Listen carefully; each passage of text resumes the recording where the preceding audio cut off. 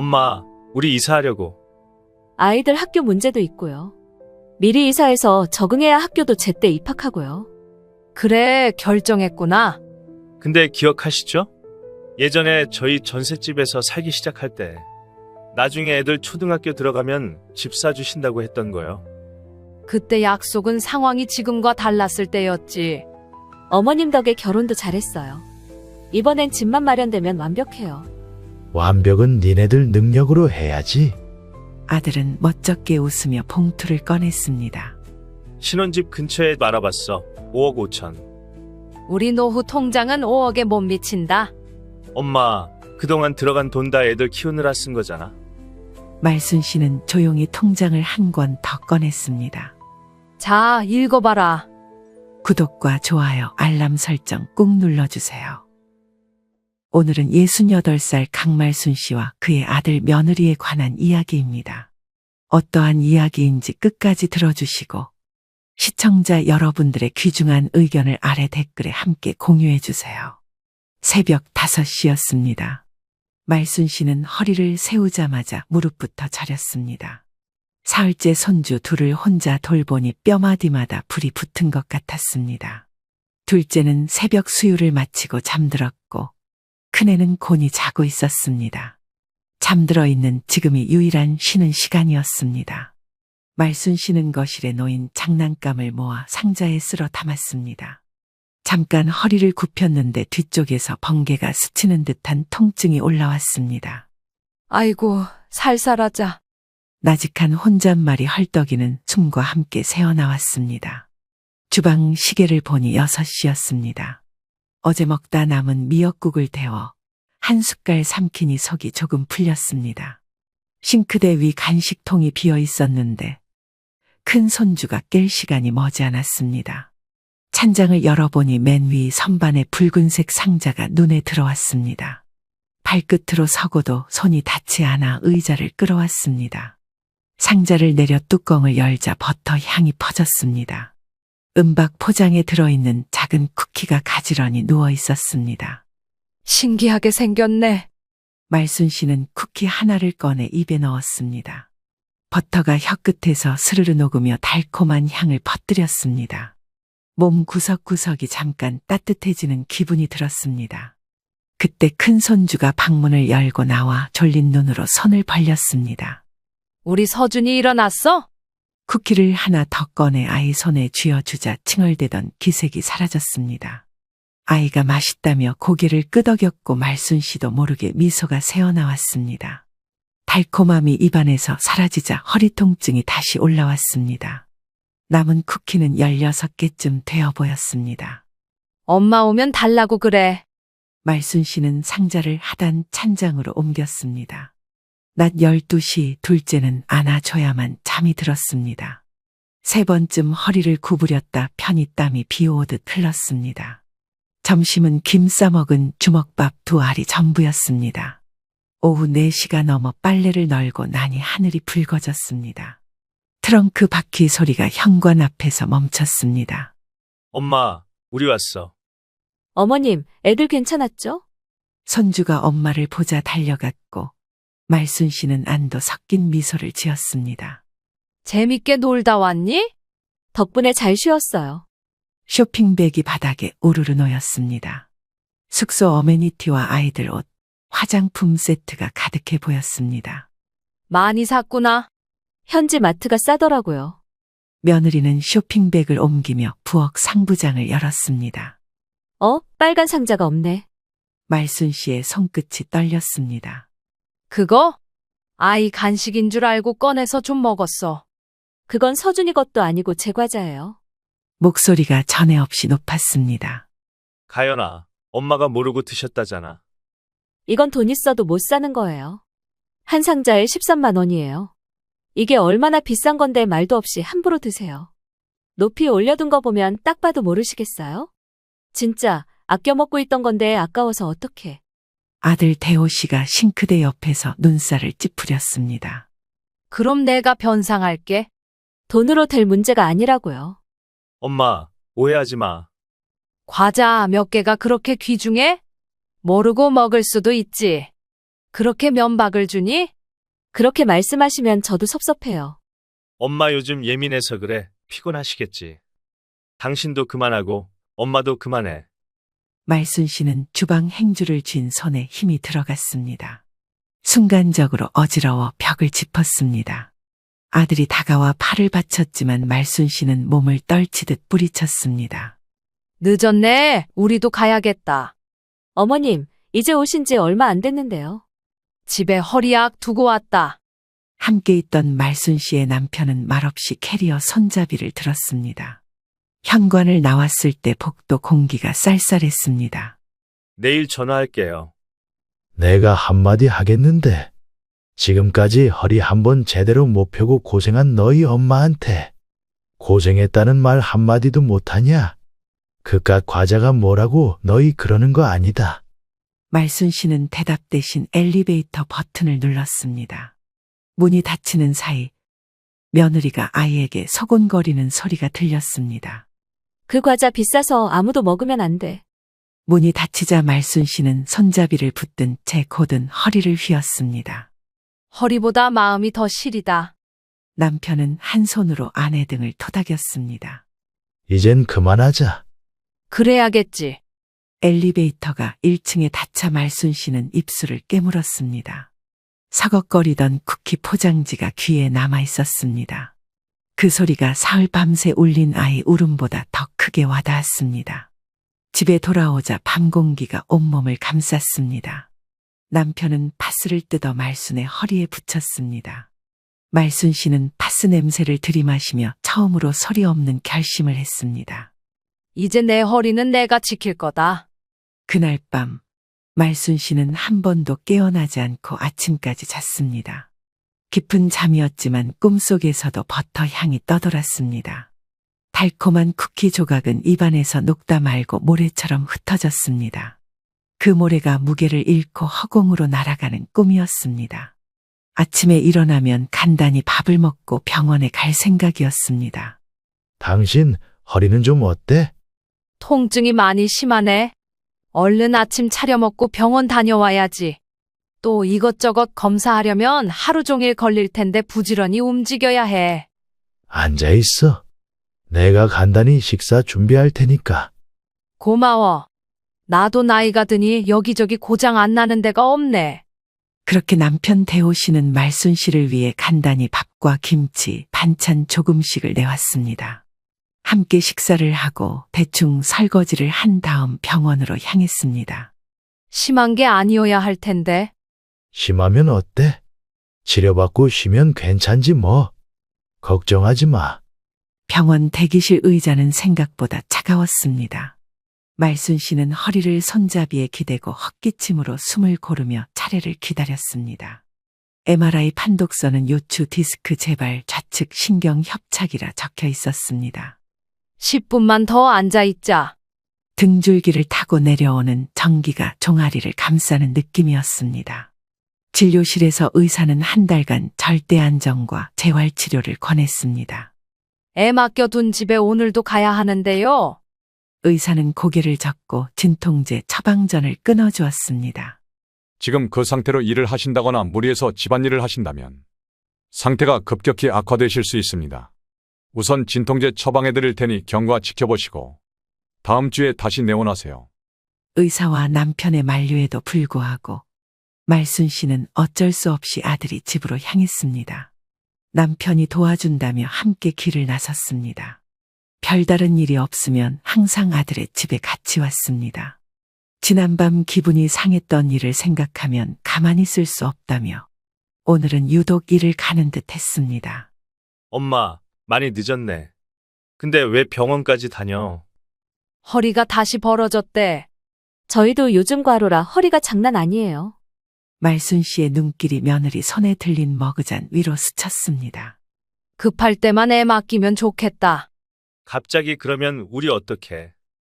어머님도 손주 보면 행복하시잖아요. 그 말이 귀에 꽂히자 말순 씨는 들고 있던 MRI 판독서를 테이블에 놓았습니다. 행복도 허리가 있어야 누리지. 병원비도 드릴 테니 치료받으면서 봐주면 안 돼요?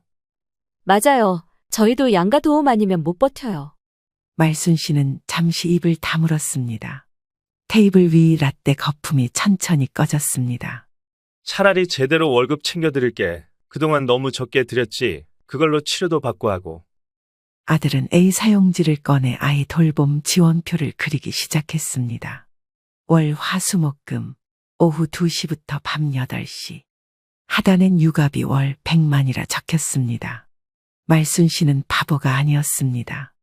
요즘 베이비시터를 구하면 저 돈으로는 택도 없었습니다.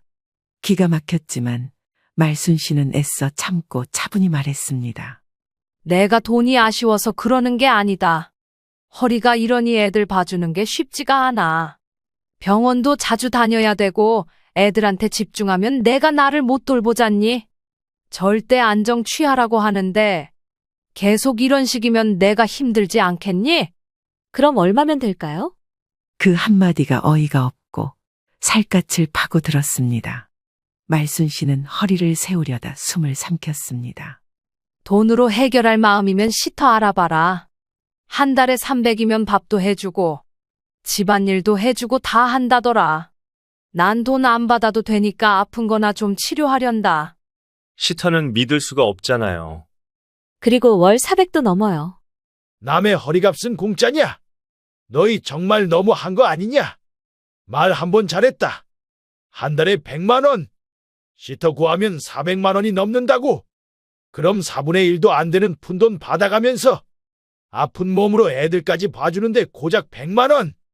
너희들 지금 엄마 아픈 것보다 너희들 애 어떻게 하면 더 맡길 수 있을지만 생각하는 거 아니냐?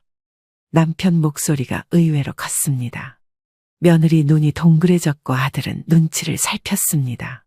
말순 씨는 판독서를 접어 가방에 넣었습니다. 허리 나으면 다시 이야기하자.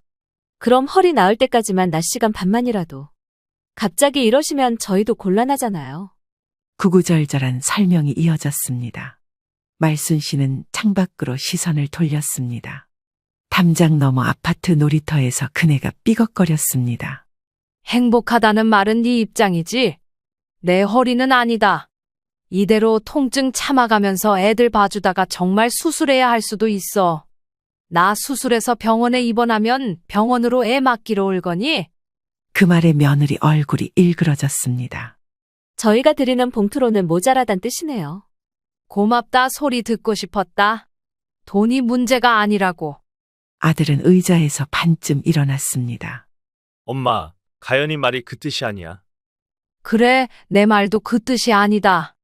돈이 모자라서 애들을 안 봐준다고 생각하고 자꾸 돈돈거리는 것 같은데. 내 허리가 이러니 애들 봐주는 게 쉽지 않다는 거야. 내가 아프다는데 이악 물고 참고 닥치고 애나 봐라 이거야 뭐야? 말귀를 못 알아듣는 건 너희들이야. 말순 씨는 가방을 둘러매고 엉거주춤 일어섰습니다. 다리 저림이 심해 벽을 짚었습니다. 남편이 팔을 내밀었고 말순 씨는 겨우 균형을 잡았습니다. 밖으로 나오자 늦가을 바람이 뺨을 쓸고 갔습니다. 이제 정말 그만하자. 손주 얼굴 못 보면 어떡해? 허리 끊어지면 손주도 못 본다. 말순 씨는 대답 대신 파스 냄새가 밴 마스크 안쪽으로 숨을 들이마셨습니다. 그날 밤 집 전화가 울렸습니다. 엄마, MRI 봤다며? 오빠한테 확실히 말했어? 이야기는 했는데 엄마는 할 만큼 했어. 혼자서 애 둘을 어떻게 봐. 젊은 사람도 힘들어하는데 나이도 있는 사람이. 더군다나 허리까지 아픈데 뭘 더해.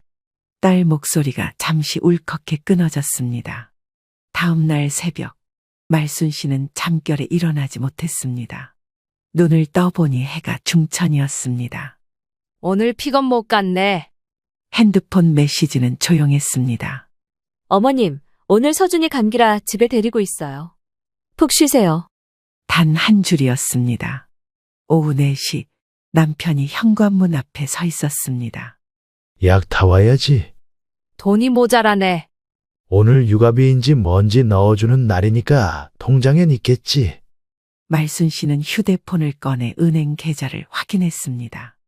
남편과 함께 약국 계산대에서 약값을 계산하면서 왠지 모르게 마음 한구석이 텅 빈 것 같았습니다.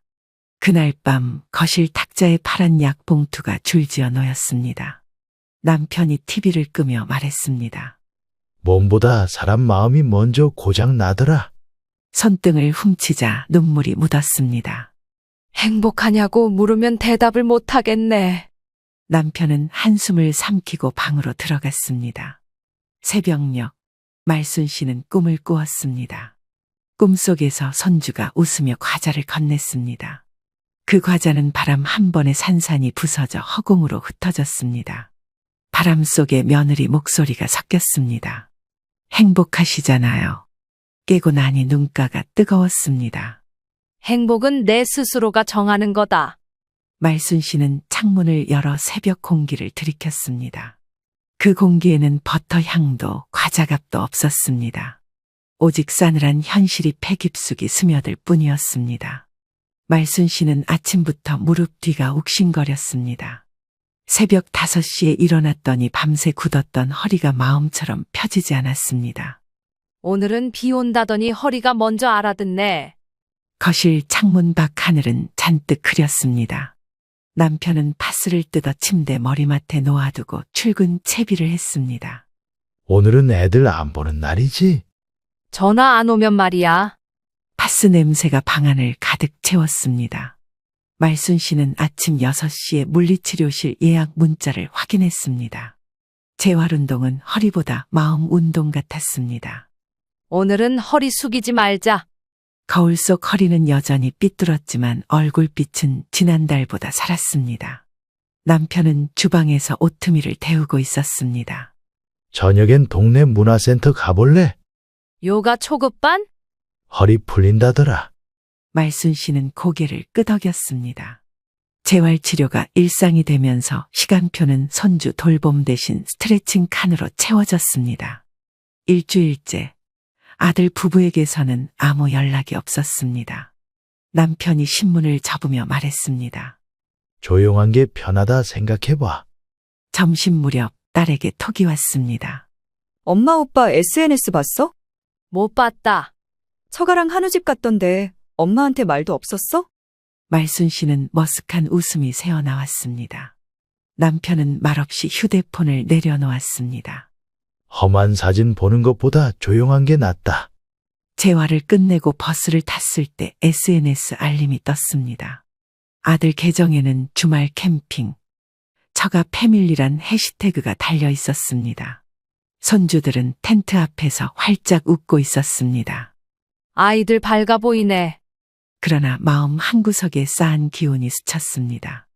처가에도 저렇게 부탁하진 않을 텐데. 저녁 6시 아들에게 전화가 걸려왔습니다. 엄마, 월말에 잠깐만 애들 봐주시면 안 될까? 여기서 더 시간 못 만든다. 다음 날 아침 며느리에게서 전화가 왔습니다. 어머님 서운하시죠? 저도 반성 중이에요.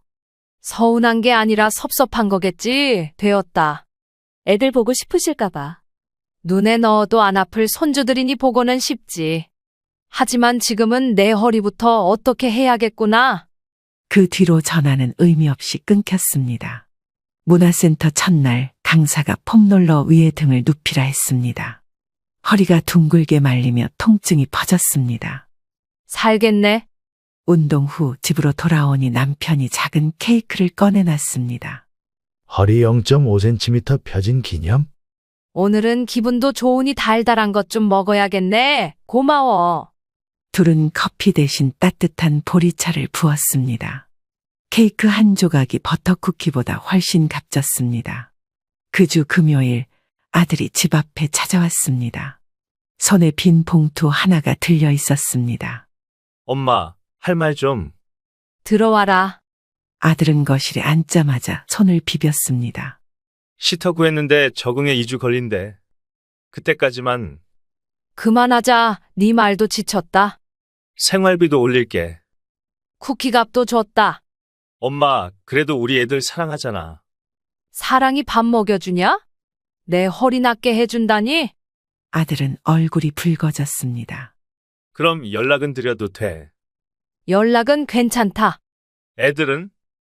종종 소식이나 전해. 맡기지는 말고. 말순 씨는 짧게 답하고 자리에서 일어났습니다.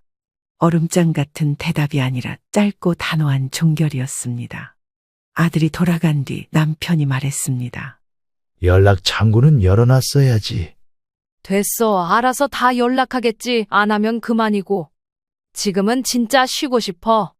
그래도 보고 싶을 땐 참아야지 뭐. 애들은 알아서 잘 큰다잖아. 어련히 알아서 잘 크려고. 남편은 고개를 끄덕였습니다. 주말 아침, 요가 강사는 허리를 더 누르라 지시했습니다. 척추가 바닥에 붙고 가슴이 열릴 때 말순 씨는 이상하게 눈물이 고였습니다. 허리가 펴지니 마음도 펴지네. 운동이 끝난 뒤 강사는 근육 성장 노트라 적힌 작은 수첩을 나눠줬습니다. 말순 씨는 첫 장에 허리 회복 플러스 마음 자립이라고 썼습니다. 집으로 돌아오자 남편이 통장 자동이체 알림을 보여줬습니다. 노후 자립 계좌에 첫 20만 원이 이체됐습니다. 작지만 첫걸음이네. 말순 씨는 웃었습니다. 해질녘 거실 커튼 너머 붉은 노을이 번졌습니다. 말순 씨는 창가에 서서 천천히 허리를 돌렸습니다. 절뚝거리던 느낌이 줄어 있었습니다. 어이구, 이제야 좀 살겠네. 언제쯤이면 다 나으려나. 안방 벽지에 걸린 가족 사진 속 어린 손주와 눈이 마주쳤습니다. 보고 싶다는 감정보다 돌볼 수 없다는 현실이 먼저 떠올랐습니다. 그러나 마음 한편에는 초콜릿같이 미세한 그리움이 녹고 있었습니다. 보고 싶으면 영상통화하면 되지. 그렇게 시간이 흘러 늦은 봄이었습니다. 말순 씨는 문화센터 난타 수업을 끝내고 나오는 길에 벚나무 아래를 걸었습니다. 팔 돌림 동작 덕분인지 어깨가 한결 가벼웠습니다. 허리보다 팔 근육이 먼저 살아났네. 버스 정류장에 서자 휴대폰이 울렸습니다. 화면에 아들이라는 이름이 떴습니다. 엄마, 이번 주말에 시간 돼? 재활 스케줄 빼면 괜찮다. 차라리 집에 찾아갈게. 무슨 일인데? 긴 얘기니까 그날 말할게. 토요일 오후 아들 부부가 두툼한 서류 봉투를 들고 찾아왔습니다. 엄마, 우리 이사하려고. 아이들 학교 문제도 있고요. 미리 이사해서 적응해야 학교도 제때 입학하고요. 그래, 결정했구나. 근데 기억하시죠? 예전에 저희 전셋집에서 살기 시작할 때 나중에 애들 초등학교 들어가면 집 사주신다고 했던 거요. 말순 씨는 식탁 가장자리를 손끝으로 두드렸습니다. 그때 약속은 상황이 지금과 달랐을 때였지. 어머님 덕에 결혼도 잘했어요. 이번엔 집만 마련되면 완벽해요. 완벽은 니네들 능력으로 해야지. 아들은 멋쩍게 웃으며 봉투를 꺼냈습니다. 신혼집 근처에 알아봤어. 5억 5천. 우리 노후 통장은 5억에 못 미친다. 엄마, 그동안 들어간 돈 다 애들 키우느라 쓴 거잖아.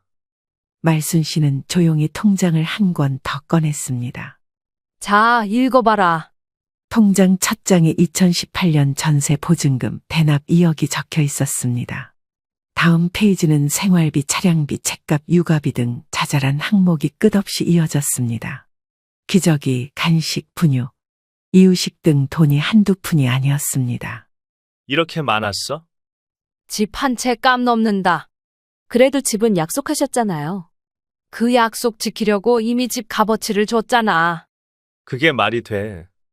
네 말보다 숫자가 정확하다. 그걸 보고도 그런 말이 나와? 한 달에 꼴랑 몇십만 원 줘놓고 뭘 어떻게 애토를 보라는 거냐?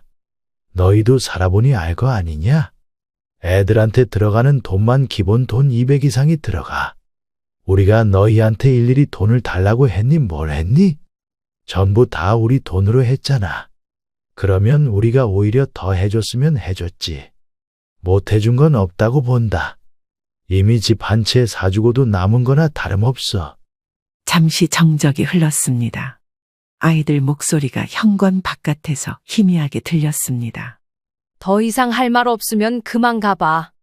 나머지는 우리 노후 자금 해야 하고 너희들도 알다시피 병원비도 많이 들고 더는 못 해준다. 그것도 많이 양보해 준 거다. 애들 데리고 이 집에 다시 오지 말라는 뜻인가요? 엄마, 부모가 이렇게까지 끊어버리는 게 어딨어? 끄는 건 과자 한 상자 값부터다. 이미 그때 이후로 온갖 정이 다 털렸어. 엄마 아픈데 고생하고 힘들어하는 건 안 보이고 그깟 과자 몇 조각에 의를 져버려? 난 그런 취급받으면서 애들 못 봐줘. 내 허리가 더 우선이야. 우리 잘못인 거 알아요.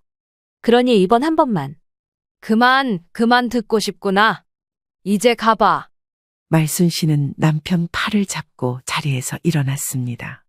현관에 서서 아들이 서류를 접어넣고 있었습니다. 엄마, 진짜 마지막 기회야. 기회는 네 아이들에게 써라. 문이 닫히자 남편이 한숨을 길게 내쉬었습니다. 마음 약해질까봐 말도 못했네. 허리만큼 마음도 단단해졌다. 집으로 돌아오는 길 버스 창밖에 봄비가 부드럽게 내렸습니다. 집 팔까? 월세 줘서 월세만 받아도 충분해. 그러면 더는 기대 못하겠지. 마음 같아서는 아무것도 해주기 싫어. 저녁 식탁에 고등어가 올랐습니다. 남편은 신문 재테크 면을 찢어와서 말했습니다. 어르신 전용 임대주택 정보라네. 전용? 자식 소득 계산 안 해도 된대. 말순 씨는 웃음을 삼켰습니다. 자식 소득 계산은 이젠 필요 없지. 밤늦게 딸에게 영상통화를 걸었습니다. 엄마 얼굴 좋아졌네. 아들 얘길 좀 했어? 집 얘기? 집을 사달라는 거야. 근데 몇 년 동안 우리가 쓴 돈이 얼만데. 지들이 뭔데 그런 소리를 해. 잘했어, 엄마. 내가 대원에 전화해서 뭐라고 한마디 좀 해야겠어. 뭐하러 그래? 엄마가 다 말했는데. 쐐기를 박아둬야지. 이게 오냐오냐 하니까 기어오르는 거야. 나 그런 꼴 못 보는 거 알지? 통화 후 말순 씨는 작은 노트를 꺼냈습니다. 첫 페이지에 부부만의 목록이라 적었습니다. 1번 항목엔 한 달에 한 번 단풍길 여행. 2번 항목엔 노후 임대 수익 플랜 점검이 적혔습니다. 다음 달부터 실행하자고. 남편이 고개를 끄덕였습니다. 허리가 허락하면 한 달에 2번 가도 되지. 두 사람은 웃었습니다. 말순 씨와 통화를 마친 딸 지연 씨는 곧바로 대호 씨에게 전화를 걸었습니다. 야, 정대호 지금 통화 가능하지? 너 엄마한테 무슨 짓을 한 거야? 가뜩이나 심란한데 누나까지 왜 난리야. 난리? 제대로 난리 한번 쳐줄까? 내가 조용히 있으니까 니들이 뭐라도 된 줄 알아? 엄마가 알아서 하시니까 가만히 있는 거야.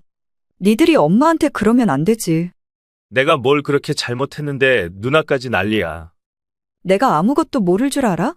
그깟 과자 얼마나 한다고 엄마가 몇 개 집어먹었다고 핀잔을 주냐? 그리고 너 계속 엄마한테 애들 봐달라고 떼썼다면서. 네 자식은 이제 네가 봐. 엄마가 거절했다지만 내가 한 번 더 못 박는 거다. 앞으로 엄마한테 한 번만 더 애 봐달라고 하면 내가 가만 안 있을 거니까 그렇게 알아. 누나가 무슨 권리로 그런 말을 해? 뭘 어쩐다는 거야?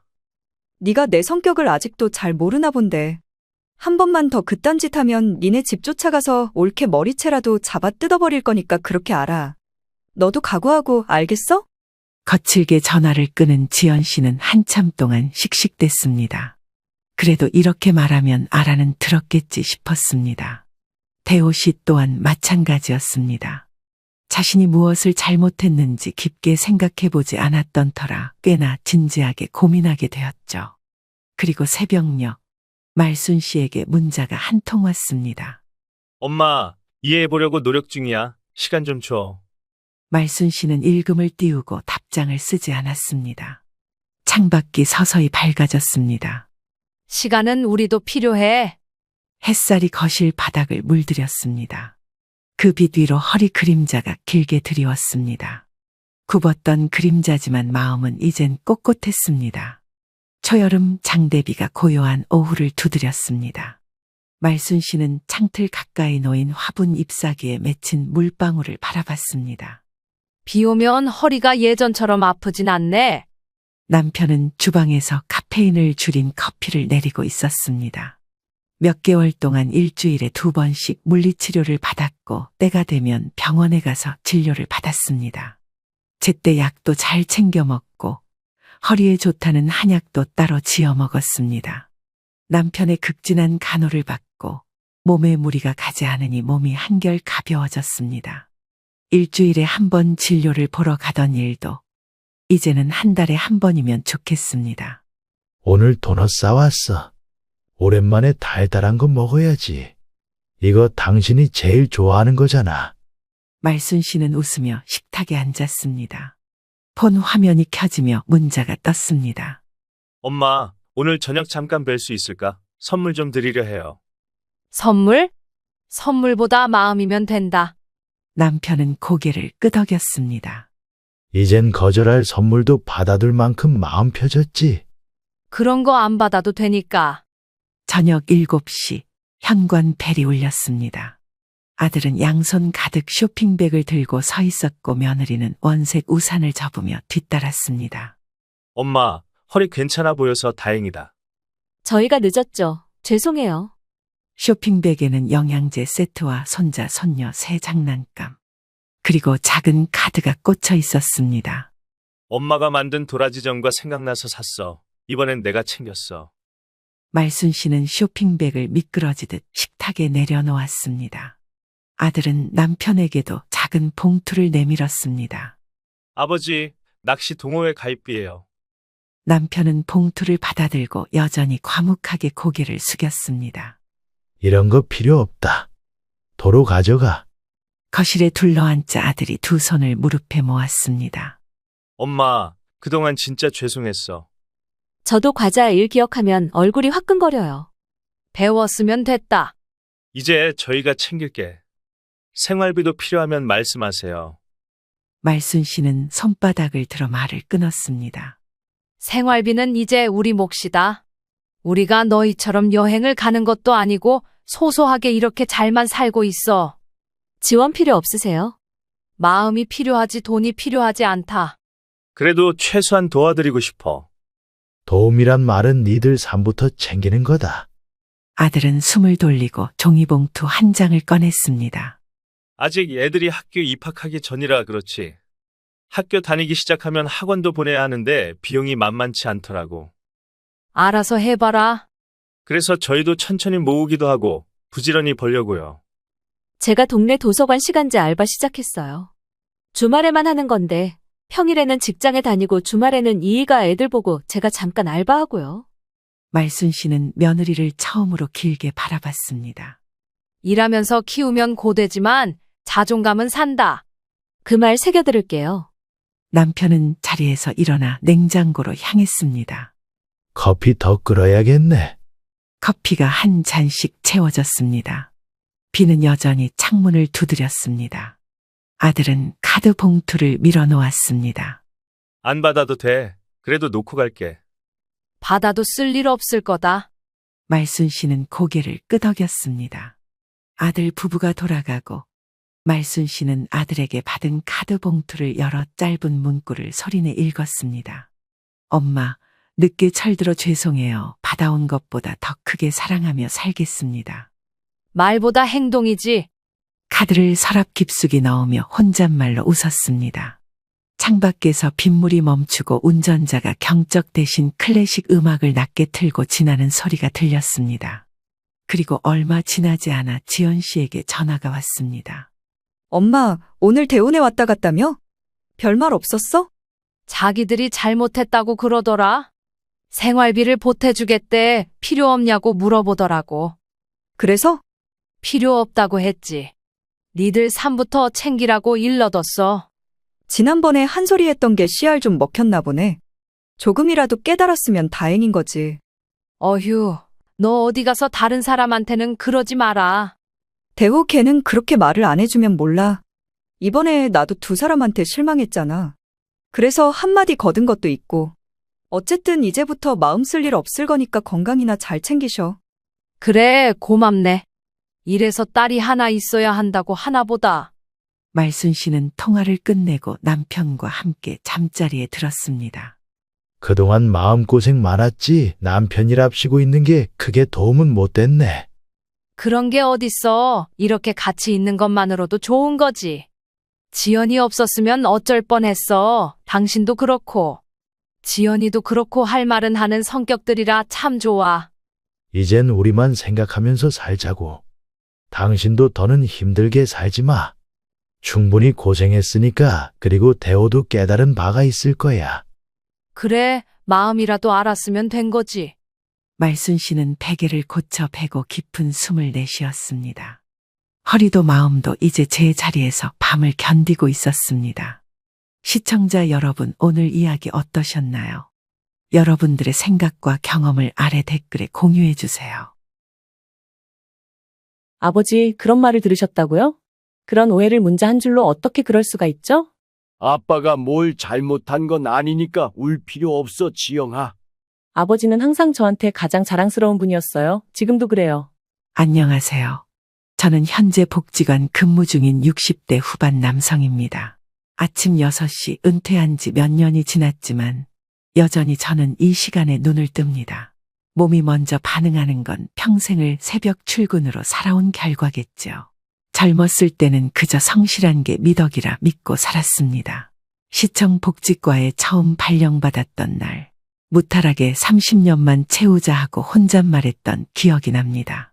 그 30년이 40년이 되었고 결국 저는 별 탈 없이 정년 퇴직을 했습니다. 은퇴 후에는 여행도 가고 책도 읽고 여유를 즐기려 했지만 한 달, 2달 시간이 갈수록 손이 허전하더군요. 무언가를 해야 숨이 쉬어지는 저 같은 성격에게는 한가함이 곧 고역이었습니다. 그걸 눈치챈 건 제 딸 지영이었습니다. 아버지, 일 아니면 불안한 사람처럼 보여요. 솔직히.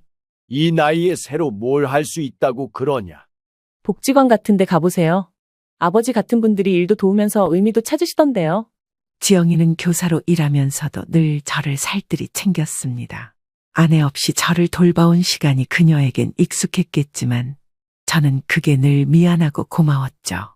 며칠 뒤 저는 동네 복지관에 발을 들였습니다.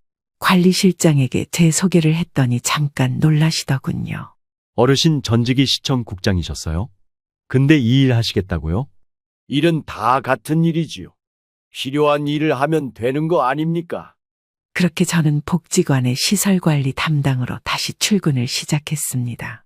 아이들이 다녀간 강당을 정리하고 어르신들 방 전등을 갈고 겨울엔 보일러 온도 체크하고 여름엔 에어컨 필터 청소도 하죠. 가끔은 복지사인 제 조카 성우와 눈이 마주치기도 합니다. 삼촌, 벌써 마당까지 다 쓸고 계시네요. 역시 아침형이 인간이세요. 넌 아직도 늦잠 자냐? 난 공무원 체질은 못 고치겠더라. 복지관은 북적이는 것 같으면서도 적당히 조용한 곳입니다. 그곳에 있다 보면 사람 냄새가 납니다. 손주 자랑하는 어르신, 과묵한 노부부, 수줍은 아이들. 그 속에서 저는 어느새 아버지가 아닌 그저 도영씨로 불리며 다시 사람이 되어가고 있었죠. 그 무렵 지영이 제게 조심스레 말을 꺼냈습니다. 아버지, 저 만나고 있는 사람이 있어요. 결혼까지 생각 중이고요. 그래, 네가 좋으면 됐다. 어떤 사람이냐? 규민 씨라고 대기업 다녀요. 좀 체면도 따지고 예민한 면도 있지만 따뜻한 사람이에요. 처음 듣는 이름이지만 딸이 고른 사람이라면 믿기로 했습니다. 며칠 뒤 규민이라는 남자가 인사를 하러 왔습니다. 말은 공손했고 외모도 반듯했지만 묘하게 계산적인 눈빛이 느껴졌습니다. 처음 뵙겠습니다. 지영이에게 들은 대로 아주 점잖고 따뜻한 분 같으세요. 별말을 다 하네. 앉게, 편히 앉아. 식사 중 규민은 저에게 요즘 어떻게 지내시는지 묻더군요. 아버님은 혹시 퇴직하시고 지금은 어떤 일 하세요? 동네 복지관에서 일하고 있네. 관리직 같은 거지, 청소나 보수 같은 일들 말이야. 그 말을 듣는 순간 규민의 눈동자가 잠시 멈추는 걸 저는 놓치지 않았습니다. 지영이는 말없이 밥만 뜨고 있었고 분위기는 금세 조용해졌습니다. 규민이 돌아간 후 지영이 제게 말했습니다. 규민 씨가 그런 쪽 일도 하신다고 좀 놀란 것 같아요. 원래 그런데 민감한 편이라서요. 놀랄 게 뭐 있냐? 일하는 게 부끄러운 건 아니잖아. 그날 밤 저는 오랜만에 혼자 술을 한 잔 마셨습니다. 무시당한 건 아니었지만 묘하게 가볍게 여겨진 기분이 들었죠. 그 기분을 어디에도 말할 순 없었습니다. 다음 날 복지관 마당을 쓸며 저는 스스로에게 말했습니다. 그래도 난 내가 하는 일이 좋다. 내가 나를 부끄러워하면 그땐 정말 끝이지. 그리고 그 말을 들은 듯 성우가 커피를 들고 다가왔습니다. 삼촌 커피 한잔 하세요. 오늘도 벌써 다 쓰르셨네요. 내일은 네가 먼저 와서 빗자루 들고 있어봐라. 세상이 다르게 보일 거다. 그 순간 저는 또다시 오늘을 살아갈 이유를 찾은 듯했죠. 상견례 얘기가 나오기 시작한 건 규민이 저희 집에 인사 온 지 한 달쯤 뒤였습니다. 지영이는 어느 날 조심스럽게 제게 묻더군요. 아버지, 저희 양가 가족들끼리 한번 자리 만드는 거 어때요? 너무 오래 미루는 것도 예의가 아닐 것 같아서요. 그래야지 나도 궁금하긴 하다. 규민이 어머님은 어떤 분이신지. 그렇게 상견례 자리는 강남의 고급 한정식당에서 열리게 됐습니다. 솔직히 말해 저는 그 장소 자체부터 조금은 버거웠습니다. 단정한 셔츠에 자켓을 입고 갔지만 주변 분위기에서 느껴지는 격이랄까. 이 집은 이런데 자주 오나 보구나 싶은 기분이 들었습니다. 식당 룸에 먼저 와 있던 수연 씨는 굉장히 단정하고 세련된 차림이었고 저를 보자마자 상냥하게 웃으며 인사를 건넸습니다. 처음 뵙겠습니다. 지영이 아버님이시죠? 말씀 많이 들었어요. 예, 저도 반갑습니다. 먼 걸음 하시느라 고생 많으셨습니다. 겉보기에는 모두 공손했고 대화도 자연스러웠습니다. 하지만 시간이 지날수록 묘하게 간극이 느껴지기 시작했죠. 지영이가 참 조신하고 예의가 있어요. 교사로 일한다던데 요즘 같은 세상에 흔치 않죠. 그런 점은 지영 어미를 닮은 것 같습니다. 사람 대하는 태도 같은 것들 말입니다. 아, 그러시군요. 어머님은 일찍 돌아가셨다고 들었어요. 많이 힘드셨겠어요. 분명 따뜻한 말인데 어딘가 공허한 느낌이 들었습니다. 그리고 결정적인 순간은 식사 도중 자연스럽게 나온 제 직업에 대한 이야기였죠. 어머니, 아버님께서 지금 복지관에서 일하시고 계셔요. 은퇴 후에도 쉬지 않고 일하신다고요. 아, 정말요? 봉사활동 같은 걸 하시나 봐요? 월급 받고 하는 정규 일자리입니다. 복지관 관리직 같은 거지요. 그 순간 수연 씨의 표정에 아주 짧은 놀람이 스쳤습니다. 그녀는 바로 미소를 지으며 말을 이었지만 저는 이미 그 반응을 보았고 기억해버렸습니다. 아유, 참 대단하세요. 전 남편이 그 나이에도 밖에서 일한다고 하면 무조건 말릴 거예요. 힘드시잖아요. 그 말이 나왔을 땐 지영도 고개를 살짝 떨궜습니다. 그 자리는 그저 밥을 먹는 자리가 아니라 서로를 가늠하고 무게를 재는 시험대 같았습니다. 식사가 끝나고 자리에서 일어설 때 수연 씨는 저에게 이런 말을 남겼습니다. 다음엔 저희 집 쪽으로 오세요. 아버님 정식으로 대접해드리고 싶어요. 저희 집은 송파 쪽이거든요. 예, 초대해 주신다면 감사히 찾아뵙겠습니다. 하지만 돌아오는 길, 지영이 차 안에서 조용히 말했습니다. 아버지, 혹시 기분 나쁘셨던 건 아니죠? 왜 그러냐? 나야 그냥 네가 좋으면 됐지. 근데 말투가 좀 뭐랄까, 그냥 저희를 약간 경계하는 느낌이었어요. 딸아이도 그걸 느꼈다면 제가 괜히 예민한 건 아니겠죠. 그날 밤 저는 혼자 복지관에서 찍힌 사진을 들여다봤습니다. 어르신들이 절 보고 웃던 얼굴, 아이들이 저한테 장난을 치던 모습, 그리고 스스로에게 다시 한번 되뇌었습니다. 나는 내가 하는 일이 부끄럽지 않다. 일을 한다는 건 나를 세운다는 뜻이지 누가 본다고 부끄러울 이유는 없다. 다음 날 복지관 마당에서 성우와 마주쳤습니다. 삼촌, 어제 상견례 잘하셨어요? 차려입고 간 게 무색하게 말 한마디에 찬바람이 들더구나. 아이고, 벌써 그 집 분위기 파악하신 거예요? 역시 촉은 살아계시네. 근데 지영이는 벌써 그 집 딸이더라. 얼굴은 안 변해도 말끝이 조심스러워진다. 그날 오후 딸에게 문자가 왔습니다. 아버지, 혹시 다음에 규민 씨 부모님 뵈면 지금 일 말 안 하면 안 될까요? 아버지가 힘든 일 하시는 걸로 오해하실 수도 있어서요. 그 문장을 여러 번 읽었습니다. 그리고 휴대폰을 잠시 내려놓고 깊은 숨을 내쉬었습니다. 그날 밤 저는 일기장에 이렇게 썼습니다. 내가 존중받고 싶어서 일하는 건 아니다. 하지만 나를 낮춰보지 않기를 바란다. 내가 지켜온 건 사람을 귀하게 보는 태도다. 상견례가 끝난 지 일주일쯤 지났을 때 지영이가 주말 아침 밥상머리에서 또 하나의 고민을 꺼냈습니다. 아버지, 규민 씨 어머니가 아버지께 따로 인사드리고 싶대요. 따로 점심 대접하겠다고요. 그래, 그럼 나는 시간 괜찮지. 어디서 본다던데? 강남 쪽 카페인데요. 그냥 커피만 마셔도 된다고 하셨어요. 조용히 이야기 좀 나누고 싶으시대요. 그 말에 저는 조금은 이상한 낌새를 느꼈습니다. 굳이 따로 만나고 싶다는 건 어떤 이유일까? 하지만 지영이가 무리해서 설득하는 듯한 표정은 아니었기에 수락했습니다. 약속 당일, 저는 정장 대신 평소 입던 자켓에 단정한 셔츠를 입고 카페에 나갔습니다. 수연 씨는 먼저 와 있었고 차분한 표정으로 손을 흔들었습니다. 먼저 와 계시네요. 역시 시간을 잘 지키시는 분이시네요. 제가 워낙 이른 생활을 해서요. 복지관도 새벽부터 문 열거든요. 아, 맞다. 복지관 일 하신다고 하셨죠? 잠시 머뭇거리던 수연 씨는 본론을 꺼냈습니다. 사실 오늘 이렇게 뵙고 싶었던 건요. 아버님이 너무 겸손하셔서 혹시 말씀을 안 하셨을까 봐요. 무슨 말씀이신지요? 수연 씨는 천천히 말을 이었습니다. 지영이가 훌륭한 분 밑에서 자라서 지영이 또한 훌륭한 사람이라는 건 알고 있어요. 그런데 결혼은 두 집안이 함께 가는 거잖아요.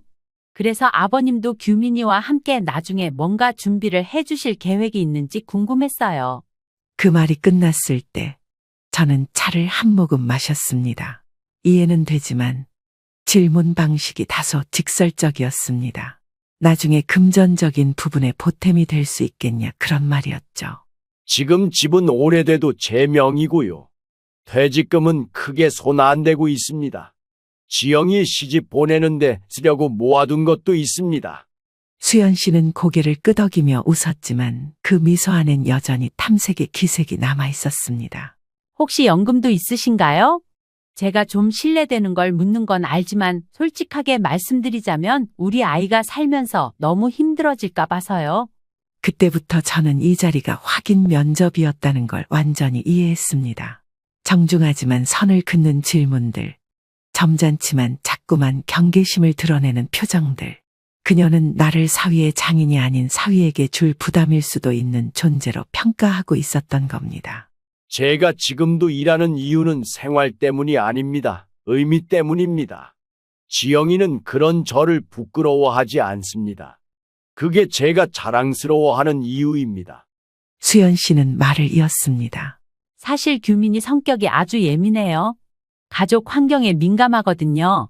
그래서 저도 솔직하게 말씀드리고 싶었어요. 혹시라도 나중에 괜한 오해가 생길 바엔 지금 이렇게 조심스레 여쭤보는 게 낫다고 생각했어요. 이젠 더 이상 숨기지 않는구나 싶었습니다. 겉으론 서로를 위한 대화라 했지만 속으론 우리가 감당할 수 있는 집안인가를 재는 것이었습니다. 그날 밤 지영은 제 눈치를 봤습니다. 아버지, 오늘 어머니 만남 어땠어요? 혹시 기분 상하신 건 아니죠? 사람 마음이라는 게 꼭 기분 상했다고 해서 바로 말로 티내는 건 아니지 않냐? 죄송해요. 규민 씨 어머님이 그렇게까지 물어볼 줄은 저도 몰랐어요. 지영의 얼굴엔 눈물기가 맺혀 있었습니다. 아버지가 누군가에게 품평당했다는 그 사실이 그녀에겐 견딜 수 없었을 겁니다.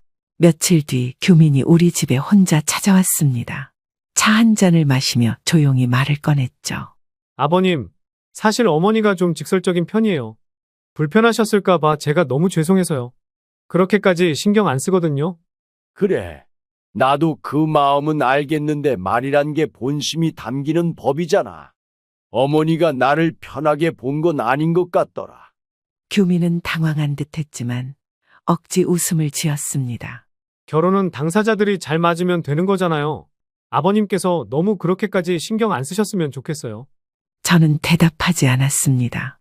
그날 이후 뭔가 내 딸을 둘러싼 공기가 바뀌고 있다는 걸 느끼고 있었습니다. 하루는 복지관에서 마당을 정리하고 있는데 성우가 뒤에서 조용히 말했습니다. 삼촌, 요즘 얼굴이 예전보다 어두워요. 누가 쏙 썩이나요? 사람이 사람을 겉으로 판단하는 걸 보면 속이 좀 서늘해진다. 누가 그래요? 설마 지영 누나 예비사돈이? 내가 일하는 거나 사는 모습이 누군가에겐 불편한가 보더라. 성우는 한참을 말없이 있다가 조용히 말했습니다. 삼촌, 전 삼촌 같은 사람이 진짜 품이 있다고 생각해요. 직함이나 돈 말고요. 사람을 대하는 태도가 참 단단해서요. 그 말에 저는 고개를 끄덕였고 그제야 마음속에 응어리가 조금은 풀리는 듯했습니다. 그날은 평소와 다름없는 토요일 아침이었습니다. 복지관과 연계된 밥차 봉사 일정이 있었고 저는 늘처럼 새벽부터 참여하고 있었습니다. 이동 밥차는 도시 외곽의 공원에 주차되고 무료급식이 필요한 어르신들과 노숙인들을 위해 따뜻한 밥 한 끼를 나눠주는 활동이었습니다. 전 식판 나눠주는 역할을 맡고 있었고 어르신들과 눈을 맞추며 한 그릇 한 그릇을 정성껏 내어드리고 있었습니다. 그날따라 참여자가 많았고 점심 무렵엔 저도 허기가 지더군요. 삼촌, 교대하세요. 저희 팀원들 나와서 이제 좀 수월해요. 식사하세요, 얼른. 그래, 고맙다. 나도 얼른 한 그릇 먹고 와야겠다. 봉사자도 줄을 서서 똑같이 식사를 받는 시스템이었기에 저는 줄에 섰습니다. 앞뒤로는 평범한 어르신들, 어떤 분은 장바구니를 들고 있었고 어떤 분은 담요를 어깨에 두르고 있었죠. 제 차례가 와서 식판을 받으려는데 맞은편에서 누군가가 시선을 고정한 채 저를 바라보고 있었습니다. 그 눈빛엔 낯섦과 경계 그리고 판단이 섞여 있었고 저는 곧바로 누군지 알아챘습니다. 그녀는 수연 씨였습니다.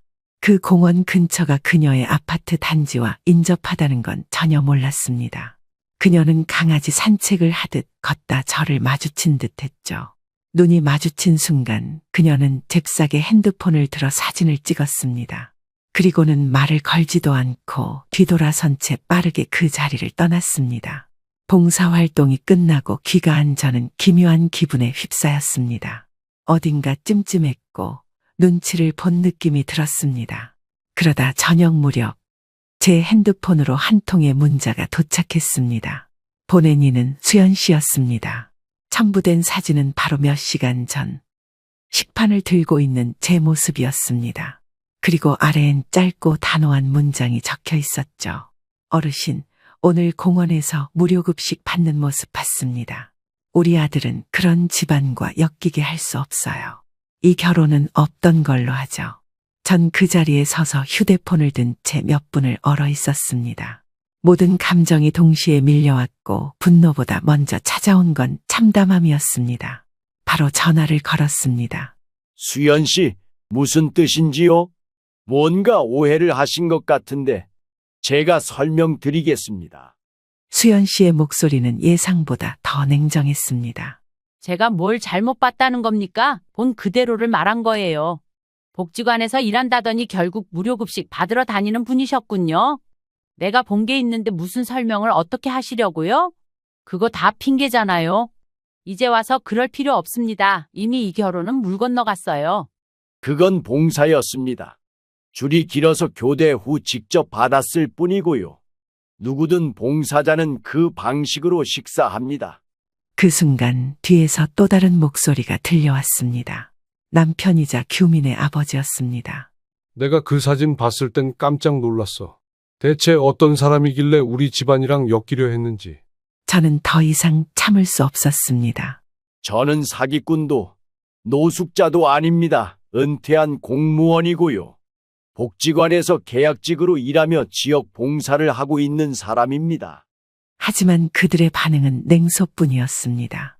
요즘은 다 그런 식으로 속여요.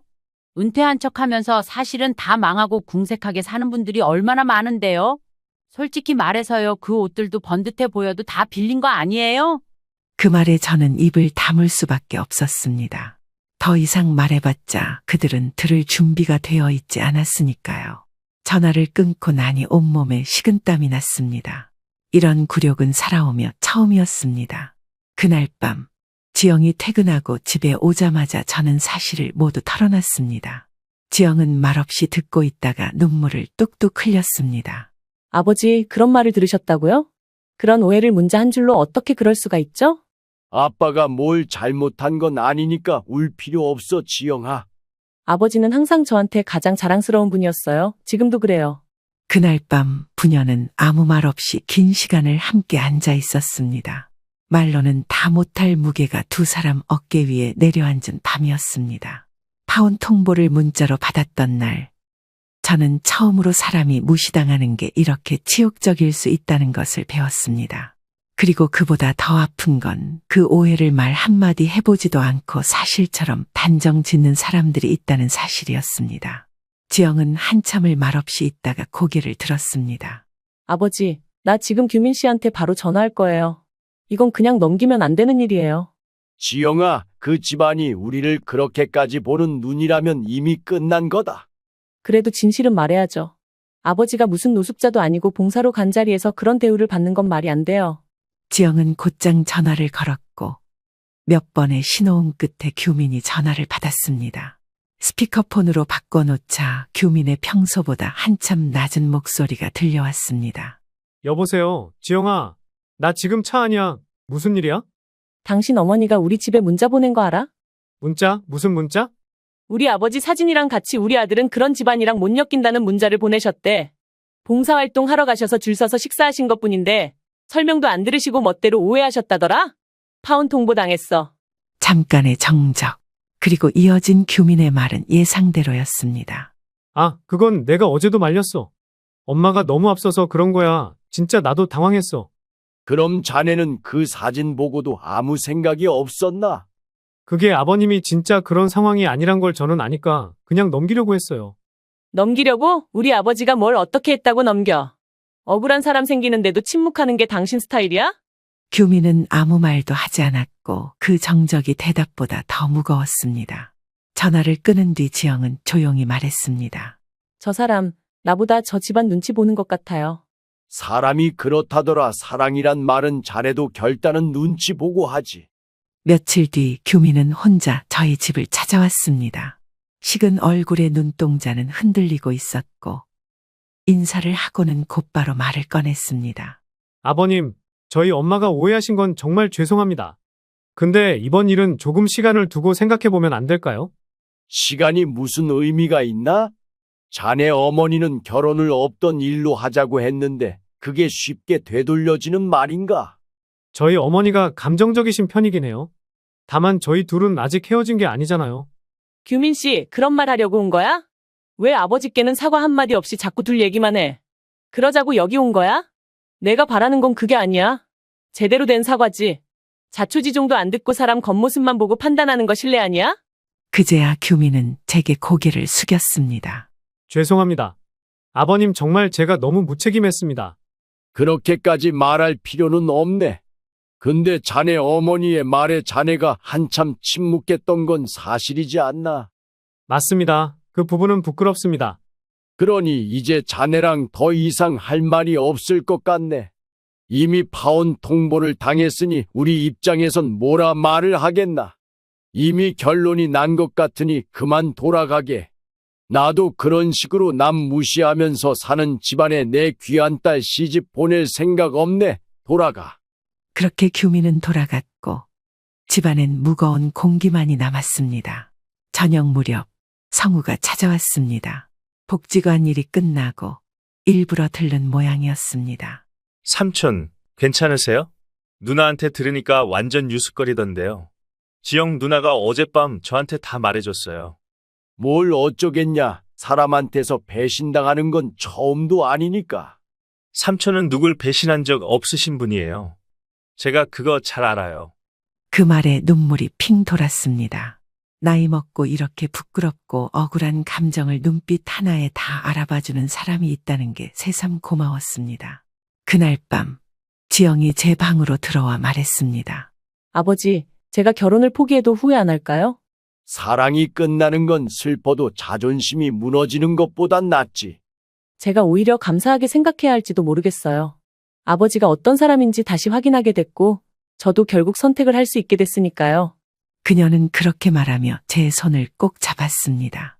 딸이라는 존재가 어쩌면 부모의 명예와 자존심을 함께 지켜주는 마지막 울타리라는 생각이 들었습니다. 파혼 통보를 받은 지 일주일이 지났습니다. 그동안 연락 없던 규민과 수연 씨가 갑자기 집으로 찾아왔습니다. 현관 앞에서 수연 씨는 눈물부터 글썽이며 말했습니다. 사돈, 아니 도영 씨. 그날 제가 정말 큰 실수를 했습니다. 저희가 오해를 너무 심하게 했어요. 그녀는 두 손을 모은 채 연신 허리를 숙였고 뒤에 서 있던 규민은 말없이 시선을 떨구고 있었습니다. 저와 지영은 조용히 앉아 그들의 이야기를 들을 준비를 했습니다. 아버님, 어머님이 너무 흥분하신 상태에서 판단을 하셨어요. 어제 아버님의 봉사 활동 사실을 알고 정말 큰 충격을 받으셨다고 합니다. 예, 저희가 너무 무례했어요. 그게 봉사였다는 걸 알았다면 절대 그런 판단 안 했을 거예요. 게다가 그 시청국장까지 하셨다니 저희가 어떻게 그런 분께 그런 감히 무례를. 저는 조용히 고개를 들고 그들을 똑바로 바라봤습니다. 이제야 알게 된 게 그토록 부끄럽다는 말씀이신가요? 아니면 내가 시청국장이었다는 사실이 부끄러움을 덜게 해줬다는 뜻이신가요? 솔직히 말해서 내세울 생각은 없었지만 그 정도 인생 살았으면 부끄러운 건 없다고 생각했습니다. 남들이 날 어떻게 생각하든 난 떳떳하니까요. 근데 막상 그런 경우를 당하고 보니까 상당히 괘씸하고 언짢네요. 하지만 참았습니다. 왜? 내 딸이 있으니까요. 그래서 당신들이 그런 판단을 했을 때도 험한 말 하지 않고 조용히 알겠다고 한 겁니다. 이제 와서 뭘 어쩌겠다는 거예요? 구워 삶아 보기라도 하겠다는 건가요? 그게 아니라 정말 죄송하단 뜻이에요. 저희가 너무 성급했어요. 전 그날도 설명을 드렸습니다. 봉사였고 복지관 직원이라는 것도요. 그땐 듣지 않으시고 거지로 몰아세우시더니 어디서 제 이야기를 듣고 오셨는지 몰라도 이젠 사람이 다르게 보이시나 봅니다. 수연 씨는 얼굴이 붉어졌고 규민도 더 이상 변명하지 않았습니다. 그때 지영이 일어나 말했습니다. 어머니, 제가 뭐라 불러야 할지 모르겠지만 그냥 말씀드릴게요. 저는 아버지를 세상 누구보다 존경합니다. 그걸 부정당한 날부터 저는 이 결혼에 마음이 떠났어요. 지영아, 미안해. 그날은 정말 오해였어. 우리도 너무 놀라서. 어떤 오해가 상대를 그런 식으로 몰아가나요? 어떤 오해가 문자 한 줄로 인연을 잘라내나요? 그렇게 가벼운 사이가 아니었는데요. 지영아, 우리 다시 한번 생각해보자. 감정이 격해졌던 건 맞지만 시간이 지나면 괜찮아질 거야. 내가 이렇게 빌게. 시간이 지나면 뭐가 달라져? 아버지가 안 계셨으면 진심은 끝까지 묻혔겠지. 그게 더 끔찍한 거야. 그 순간 저는 규민을 조용히 불렀습니다. 딸이 보기 전에 하고 싶은 말이 있었기 때문입니다. 내가 자네한테 섭섭했던 건 네가 나를 이해하지 못한 게 아니라 네가 지영이를 지켜주지 못한 거야. 네, 알고 있습니다. 죄송합니다. 사람은 누구나 실수할 수 있다네. 그러나 사람을 버릇처럼 오해하는 이는 절대 좋은 가족이 되지 못해. 제가 어떻게 하면 되겠습니까? 네? 이미 자네 부모님들이 말하지 않았나, 파혼이라고. 우리는 그 결과를 받아들일 걸세.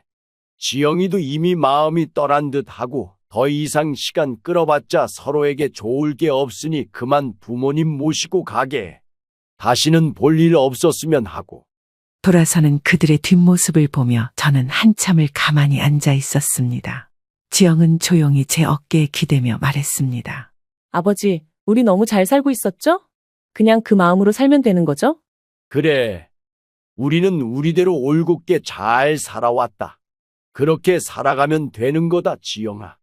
그날 밤 성우가 다시 복지관 앞에서 저를 기다리고 있었습니다. 삼촌, 인터넷에서 보셨어요? 요즘 노인 일자리나 봉사활동 다룬 칼럼들이 인기래요. 삼촌 인터뷰 요청 들어올지도 몰라요. 그런 거 필요 없다. 사람한테 부끄럽지 않으면 된 거다. 삼촌, 멋있어요. 저도 그렇게 나이 들고 싶어요. 지영은 이틀 후 정식으로 규민에게 이별 통보를 했습니다. 길고 짧은 말 없이 단호하게 이야기했다고 하더군요.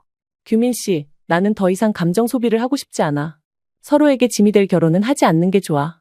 시작부터 어긋났으니 앞으로 미래도 그려지지 않을 거야. 우리 인연은 여기까지야. 도영은 그날 일기를 썼습니다.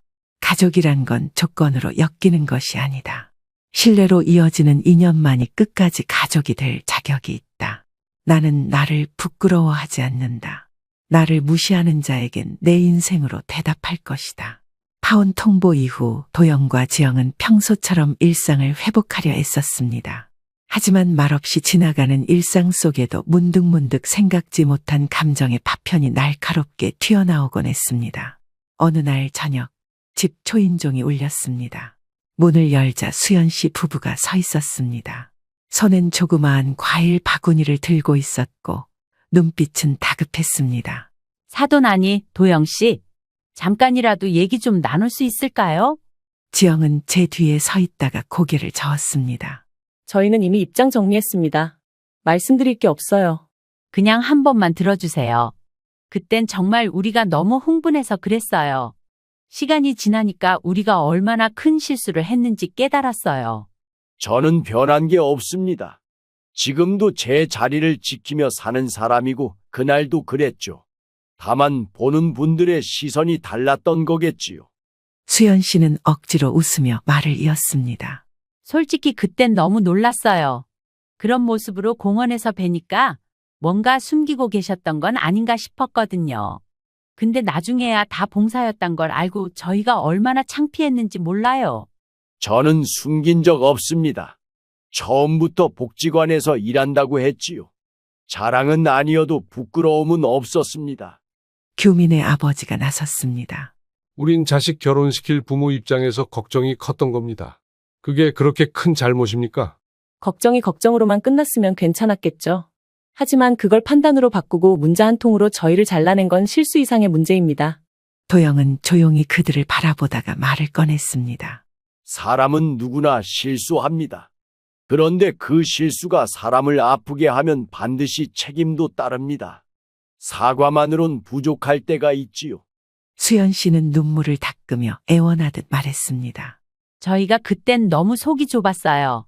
도영 씨가 그날도 품위 있게 말씀해 주셨는데 저희가 편견을 갖고 봤다는 걸 이제서야 인정합니다. 지영아, 다시 생각해 볼 수는 없을까? 지금 규민이가 밥도 안 먹고 아무것도 안 하려 해. 사람 하나 살린다 생각하고 제발. 지영은 흔들리지 않았습니다. 이젠 제가 그 집에 어울리지 않는다는 생각이 들어요. 체면과 오해로 사람을 함부로 평가하는 분들 곁에선 제 삶이 망가질 것 같아요. 정말 그렇게 끝내버릴 거니? 우리 아들 아직도 네 생각만 해. 밤마다 잠도 못 잔다고. 규민 씨는 아버지가 무시당했을 때 아무 말도 하지 않았어요. 저는 그걸 두고 결혼 생활을 상상할 수가 없었어요. 그 말을 들은 규민은 고개를 숙였습니다. 지영아, 내가 너무 약했다. 정말 미안해. 너도 아버님도 다 감당할 수 있을 거라 생각했는데 내가 틀렸어. 맞아, 틀렸어. 감당이 아니라 방관이었고 말보다 침묵이 더 아픈 순간이 있다는 걸 당신은 몰랐어. 도영은 마지막으로 조용히 말했습니다. 여기까지입니다. 더는 감정에 주워 담기보다 사람을 지키는 결정을 해야 할 때입니다. 우리 가족은 이제 잘 살고 싶습니다. 진심으로요. 그들은 더 말을 잇지 못한 채 돌아갔습니다. 그리고 다음 날 아침 복지관 앞에 다시 수연 씨가 나타났습니다. 이번엔 무릎까지 꿇었습니다. 아버님, 제발 한 번만 용서해 주세요. 저 정말 후회하고 있어요. 우리 딸 같았던 지영이를 다시 안 볼 수 없다 생각하니 숨이 막혀요. 그 모습을 본 성우가 다가왔습니다. 삼촌, 또 그 사람들이에요? 여기까지 와서 또 무릎을 꿇어요. 불쌍한 건 맞지만 그렇다고 우리가 흔들리면 그동안 지킨 자존심이 흔들리겠지. 수연 씨는 도영의 표정에서 단단한 결심을 읽고는 조용히 일어섰습니다. 그리고 마지막으로 한마디를 남겼습니다. 그런 눈빛으로 보이시더라고요. 도영 씨는 부자보다 더 부자구나. 가진 게 아니라 잃을 게 없고 그래서 당당한 사람 같더군요. 도영은 작게 대답했습니다. 저는 가진 게 없는 게 아닙니다. 가진 걸 보여주지 않는 삶을 택했을 뿐입니다. 그렇게 규민이네 가족들은 뒤돌아갔습니다. 이따금씩 저희 집을 쳐다보긴 했지만 그게 미련인지 어쩐지는 알 길이 없죠. 그렇게 봄이 조금씩 깊어가던 어느 날 도영은 친구들 정기 모임에 참석하게 되었습니다. 그 자리엔 도영과 오랜 시절 함께했던 친구 강노식 씨도 있었습니다. 노식은 작은 지방 병원을 운영하며 조용히 지내고 있었는데 오랜만에 도영을 만나 무척 반가워했습니다. 야, 도영이 너 아직도 똑같다. 얼굴에 뭐 그리 여유가 많냐? 넌 진짜 잘 산 거야. 하하, 여유는 없는데 속이 편하긴 하다. 누구 눈치 안 보고 살아도 되니까. 강노식은 한참을 웃다가 말을 꺼냈습니다. 너 딸 얘기 예전에 몇 번 했었잖아. 아는 사람 중에 네 딸이랑 좀 잘 맞을 것 같은 애가 있는데 소개시켜도 괜찮겠냐? 소개라. 그건 지영이한테 먼저 물어봐야겠지. 나도 뭐 강요하는 건 싫으니까. 도영은 그날 집에 돌아와 지영에게 조심스럽게 이야기했습니다. 지영아, 아빠 친구 중에 병원 운영하는 분이 계신데 그 친구 지인의 아들이 아직 혼자래. 그런데 네 얘기를 듣고 한번 만나보면 어떻겠냐고 하더라. 직업은 의사고 나이도 너랑 동갑이라고 하는 것 같은데 만나보는 게 어떠냐? 강요는 아니다. 그냥 아빠 생각에 사람 자체는 괜찮아 보인다. 글쎄요. 아직은 좀 망설여지긴 하지만 아버지가 그렇게 말씀하시면 일단은 얼굴이라도 볼게요. 며칠 뒤 도영과 노식이 자리를 주선해 지영과 명석을 만남 자리에 앉혔습니다. 첫인상은 아주 조용하고 편안했습니다. 명석은 대학병원에서 외과 의사로 일하고 있었고 말투는 담백했지만 따뜻했습니다. 지영 씨, 처음 뵙겠습니다. 지영 씨 아버지 이야기를 참 많이 들었어요. 정말 멋있는 분이라고요. 저도 의사분들 정말 존경해요. 제 친구 중에도 의사 한 명 있는데요. 그 친구도 늘 밤낮 없이 일하더라고요. 두 사람은 억지스럽지 않게 이야기를 나누었고 모임이 끝나갈 즈음엔 자연스럽게 연락처를 주고받게 됐습니다. 그날 밤 도영은 지영에게 슬쩍 물었습니다. 어떠냐? 오늘 만난 그 친구 괜찮았냐?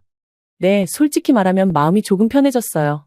오늘은 자꾸 뭘 감추거나 눈치 보지 않아도 되니까요.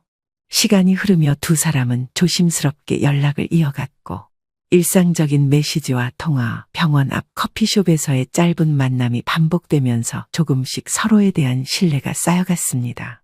어느 날 지영은 아버지에게 조용히 말했습니다. 아버지, 그 사람요. 정말 진심으로 타인에게 관심을 갖는 사람이에요. 내 얘기를 할 때보다 아버지 이야기를 할 때 더 진지하게 들어주더라고요. 도영은 고개를 끄덕였습니다. 사람은 결국 사람에게 마음을 줘야지. 상황이나 조건을 주면 금방 무너진다. 며칠 뒤 명석이 처음으로 도영을 직접 찾아와 인사를 드렸습니다. 도영은 마당에 있는 작은 평상에 그를 앉히고 차를 내어주며 말했습니다. 우리 지영이가 마음을 쉽게 주는 아이는 아닙니다. 지난 일도 있었고요. 그래서 더 조심스러운 거 이해해 주셨으면 좋겠네요. 네, 저도 사실은 마음이 단단한 사람을 만나고 싶었어요. 지영 씨는 그런 분 같아요. 제가 더 많이 배울 것 같아서 좋았어요. 도영은 잠시 차를 마시고 창밖을 바라보다 말했습니다. 사람은 누구나 상처가 있지요. 그걸 아물게 해주는 게 인연이고 더 아프게 만드는 게 불행입니다. 명석 씨는 지영이에게 어떤 사람이 되고 싶으세요? 그냥 옆에 있어주는 사람이요. 말 안 해도 알아주는 사람이요. 도영은 고개를 끄덕이며 조용히 웃었습니다. 그 미소의 난도와 따뜻함이 모두 섞여 있었습니다.